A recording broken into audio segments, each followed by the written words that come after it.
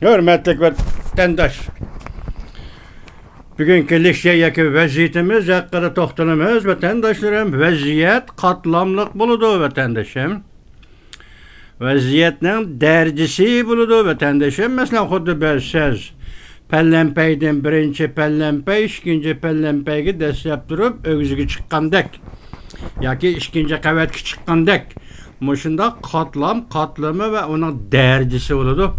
Şunu vatandaşlarına bugünkü vaziyetke dikkat kılışını ümit kılman vatandaşlarım.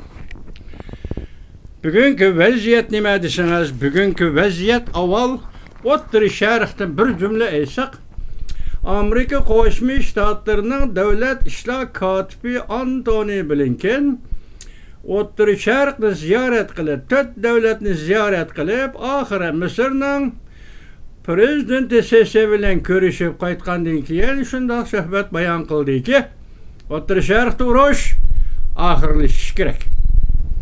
Tushundingizmi vatandosh? Enadan keyin biz endi u vaziyatni shu yerda qo'yib turib, endi bugungi Jungoning ahvoli nima? Jungoning amaliy ahvoli nima? Ya'ni Jungoning amaliy ahvoli deganda o'zining ichki qismidagi vaziyatga nisbatan va yoki Tayvan bo'g'izida o'tkaziladigan saylamga nisbatan vaziyat nima? Bu to'g'rida vatandoshlarga to'xtalamiz. Shu qatorda hozir Jungo Kompartiyasi mushu bir hafta ichida yana 8 nafar yuqori darajalik amaldorni jazolida qo'lga oldi. Buning ichida eng qizig'i masalan sobiq Jonhua Xalq Jumhuriyati Tashqi ishlar ministrligining bayonotchisi Jolijan. Bunun ismini sizlar ko'p qatam eg'izga olgan edik. U qayerga ketgan edi, bir chegara rayonga bir xizmatga yo'llab o'tgan edi. Hozir shu yerga berib, Reis Xi Jinpingning odamlari bu yigitni qo'lga oldi. Ko'ryapsizsiz vaziyatni vatandoshim. Mana mushuning munosabati keldi. Bo'lib hozir saylam Tayvan. Bu saylam to'g'risida Amerika Qo'shma Shtatlari fikr bayon qildi, suhbat bayon qildi. Bu to'g'rida hozir bugun Li Miyangning so'ziga asoslansak, Yaponiya jiddiy holatga kirib qoldi. Jiddiylashib qoldi, yana Tayvandagi saylam to'g'risi jiddiylashib qoldi degan xabarlar keldi. Endi siz buni anglang vatandosh, mana bugungi vaziyatimiz.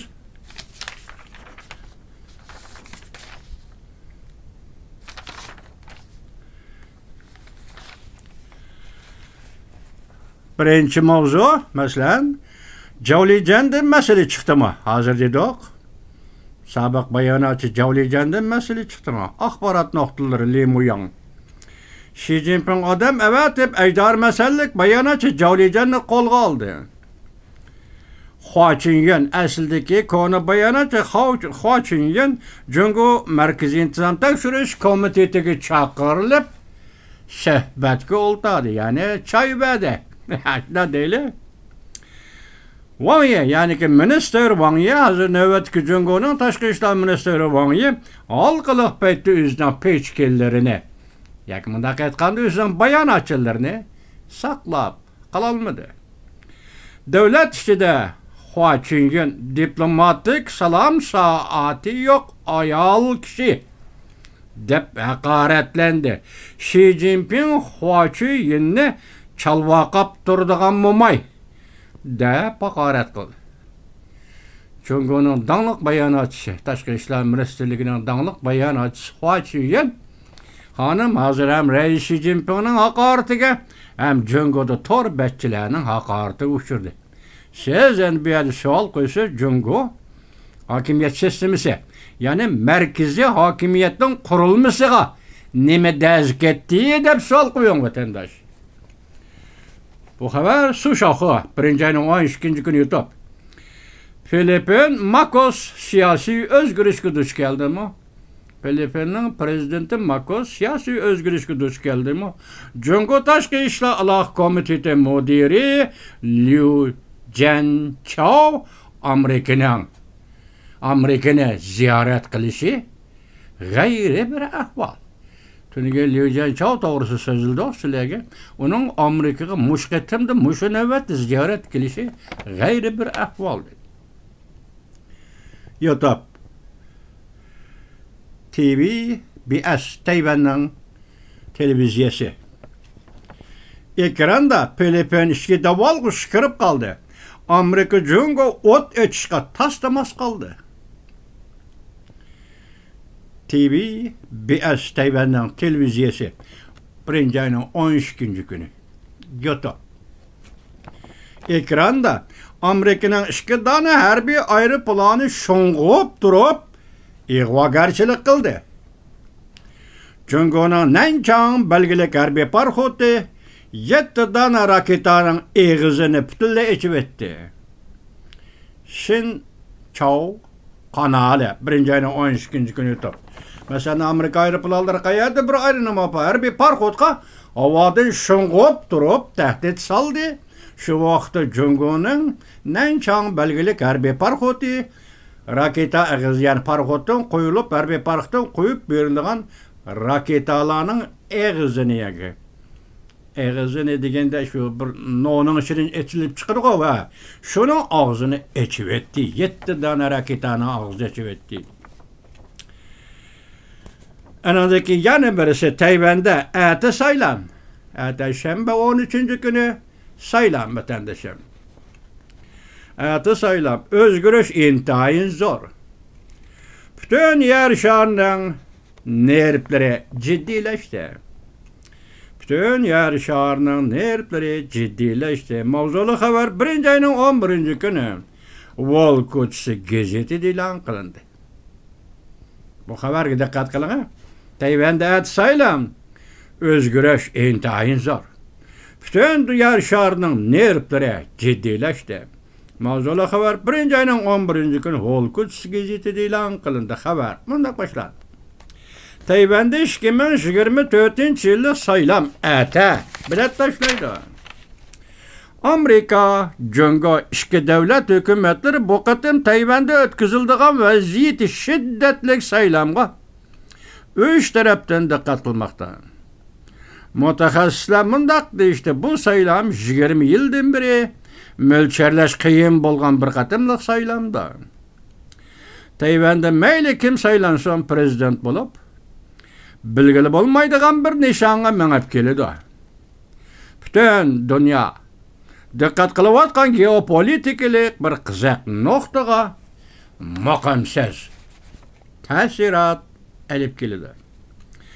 Vaziyeti şiddetlik 3 taraftan dikkatga düşken Amerika Jungo hükümetleri qattiq dikkat kılıvatkan bu saylamның neticesi Amerika Jungo işki devlet münasebetinin terakkiyat izdağlarını özgertüyüşü mümkün.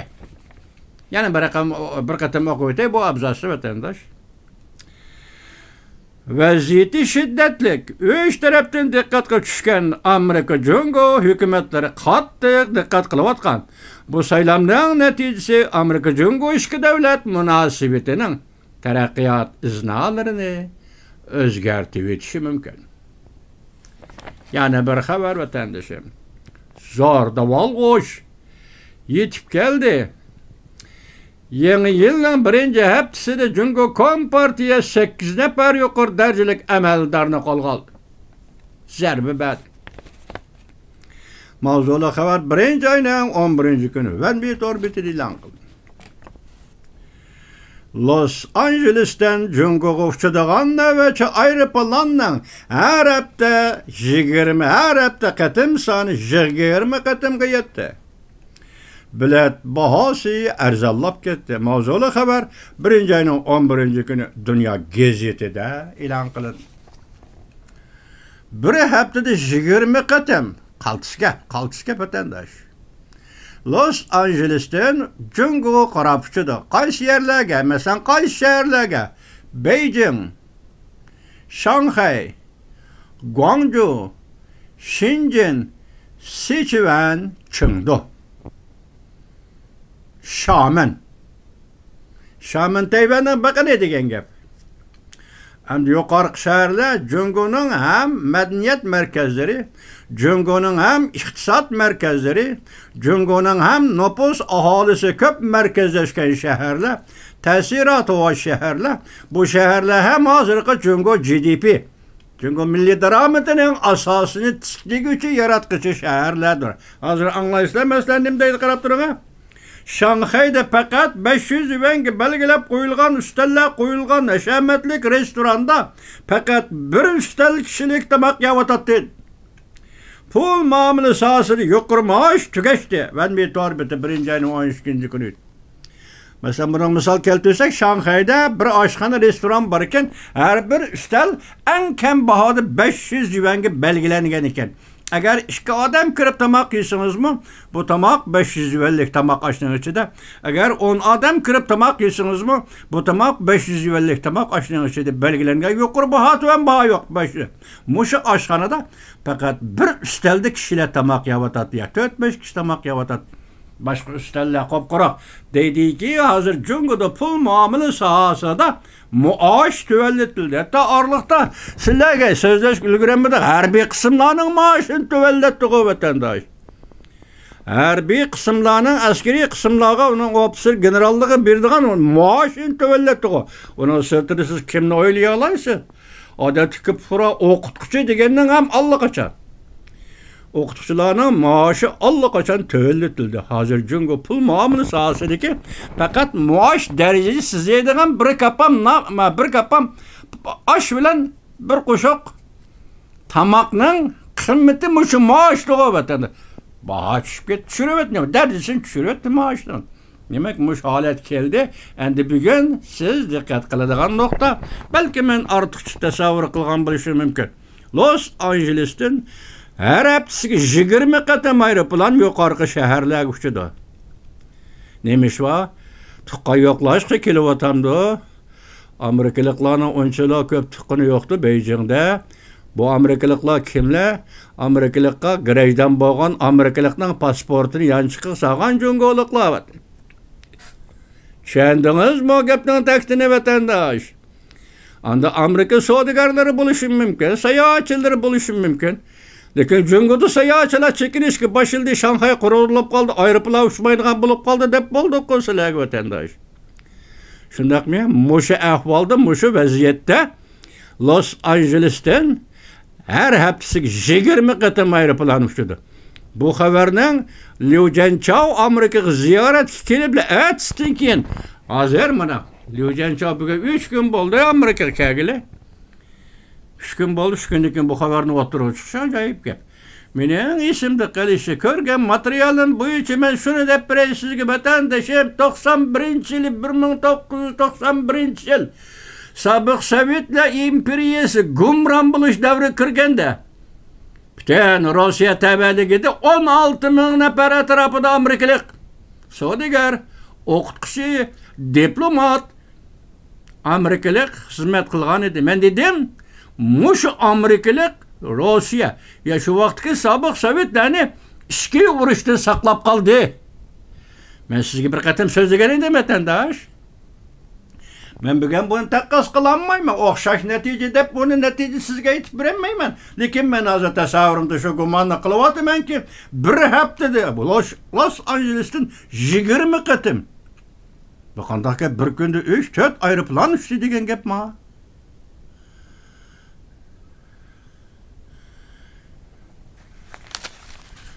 Vaziyet deganlar bunday bo'ldi vatandoshi. Shanxayni so'zlab bo'ldik, endi qarab turing. Tayvanda saylam zarbisi yetib keldi. Yaponiya ciddi harakatga o'tdi. Anlayamadım, hozir kelgan Limyan so'zlab o'tdi. Ciddi harakatga o'tdi. Limyan axborot qiziq nuqtalari 1. ayning 12 kuni yutdi. Yana bir xabar. Amerikan ekranda Amerika, Cungo, harbiy taraf tig'mi-tig' ilishdi. Yaqinda dedik, yaqinda so'zladik. Washingtonda o'tkazildi degan, shunami? Amerika Qo'shma Shtatlarining harbiy shtab vakili kim edi, ismini chiqdi, kechiringlar. Ondan Cungo'ning harbiy shtab vakili Washingtonda yig'in o'tkazish vaqti yig'inda Jungo qattiq pozitsiya qo'llandi degan edik. Shuni ham eslingizmi?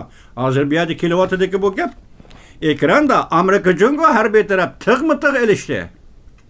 Jungoning shartlari Amerikani jiddiylashtirdi. Hong Kong, Macao supsi ya internet supsi. 1-ayning 12 kuni yutib. Her bir abzasdagi so'zda boshqa mazmunlar bir nokta Jungo vaziyati nima degan nokta vatandoshim. Buning uchun siz qarab turdingiz ana, ol ko'chisining Tayvan to'g'risida aytgani intayin jiddiy uch taraf Tayvan Amerika Jungo qarab turibdi. Kim saylansa mayli, bu shor o'ttirg'i chiqdi vatandosh.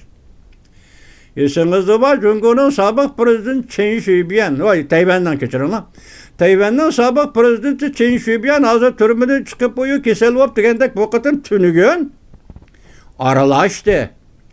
U bir xabar tarqitib, u xabarga Kevinji bilan uning muavin prezident nomzodini suratni ekranga chaplab, Chen Shui-bian o'zi mansub bo'lgan partiya Demokratiya Taraqqiyot partiyasining nomzodi Lei Chingde va Sumichi xonimlarning saylanga tushish, saylam raqobatiga qatnashishiga ta'sir ko'rsatmoqchi yoki salbiy jihatdan ta'sir ko'rsatmoqchi xiyolida u Gomindangni qo'llamaydi, Demokratiya Taraqqiyot partiyasini qo'llamaydi, Kevinjini qo'llaydi deydi Chen Shui-bianning o'zining xiyolida, kishilarning tasavvurida paydo bo'layotgan ish shu. Saylan bo'ladi deyotganda senimiz Kevinjini qo'llab chiqdi. Mana qarab turing, saylanning jiddiyligi. Biz tunugunlarda nim dedi? Gomindang partiyasining sobiq prezidenti Ma Ying-ju. Shininglar, unaqa shininglar, Xi Jinpingga shininglar. Demak, Tayvan xalqini Xi Jinpingga ishonishga chaqiriq qildi. Saylan marpisida. Shuning bilan Gomindangning ichida ziddiyat patparaq bo'lib ketdi. Gomindangning nomzodi Hu Yi degan odam sobiq prezident Ma Ying-ju bilan orani juda qilib etdi. Uning kendili tunugun, saylan bo'ldi tunugun.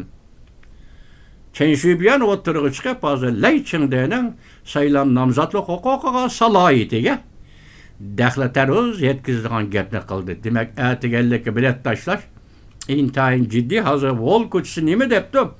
Amerika Jungo munosabatlar taraqqiyotining izdolariga ta'sir ko'rsatdi. Bu qatim saylan.